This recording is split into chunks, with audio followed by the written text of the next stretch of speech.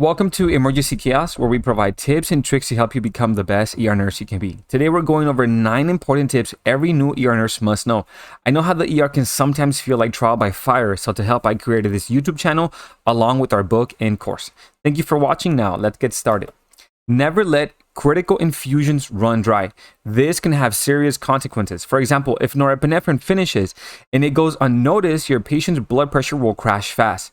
If propofol runs out, a sedated patient might suddenly wake up and pull out their ET tube or central lines. Always monitor how much is left and be ready to swap in the next bag before it's empty. During a cardiac arrest, epinephrine is a key medication. It's given to help increase perfusion to the heart and the brain. Basically, we're giving it to give those vital organs a fighting chance. The dose is 1 milligram IV or IO every 3 to 5 minutes, and it's pushed fast again because it's a code medication. Lactate is a marker that tells us how well the body is perfusing. When it's high, it usually means the tissues aren't getting enough oxygen. You don't treat the number, you treat the cause. This means we might be giving fluids, pressors, and or addressing the infection that is present. In very critical patients, trending lactate levels helps guide how well interventions are working.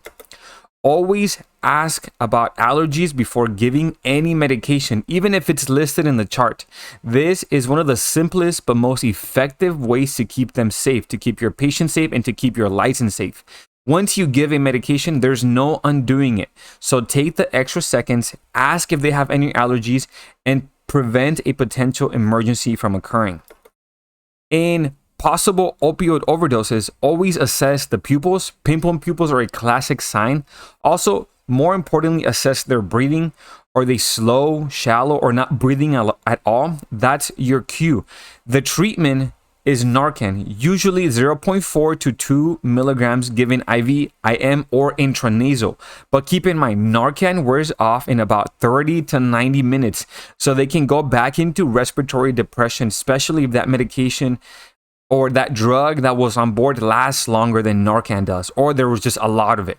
You can also use end-tidal CO2 monitoring to closely watch their ventilation. It's a great early indicator of changes in breathing. So be aware that this patient may wake up combative. So keep that in mind when you are giving Narcan, that these patients might wake up and they might be combative and they might start swinging. So be aware and be mindful and be prepared in case that happens. When giving adenosine for SVT, speed is everything. It has an ultra short half-life, about 10 seconds. So the key is to get it to the heart as fast as possible. Push it fast, follow immediately with the flush, and raise the patient's arm to let gravity help guide the medication to the heart. Nurses often use a stopcock setup, a pressure saline bag, or have 2 nurses with wide tubing to get it done efficiently. But again, with adenosine for SVT, speed is everything.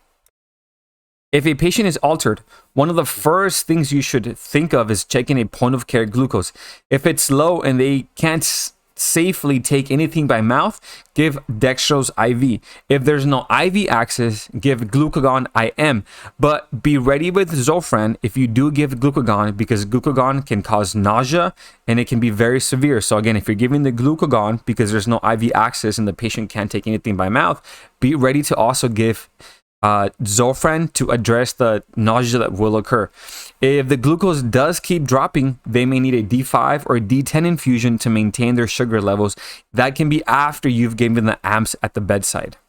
Now, when a patient comes in with stroke-like symptoms, you always need to ask, when were they last seen normal?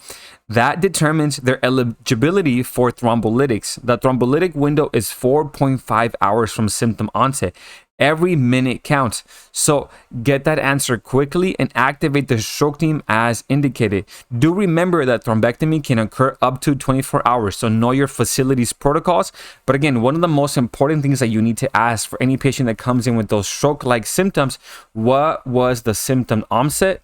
Because thrombolytics have a narrow window of 4.5 hours from symptom onset. But please do know your facility's protocols as far as who can activate the code strokes. Can it be a nurse? Does it have to be the provider? And what are the windows that you're activating it? Is it any patient that's having stroke-like symptoms within 24 hours? Or is it a shorter time frame? Or just know what your facility does in these situations. And by the way, if you're finding this helpful and want to save time and energy with mastering the chaos of the ER, check out our book and course. They are packed with everything you need, including emergency essentials, quizzes, scenarios, charting tips, and additional just overall practical tips to help you feel confident and prepared in the ER. You'll find the links in the pinned comment and description below. And thanks for watching. If you have any tips, insights, or experiences to share, feel free to leave a comment.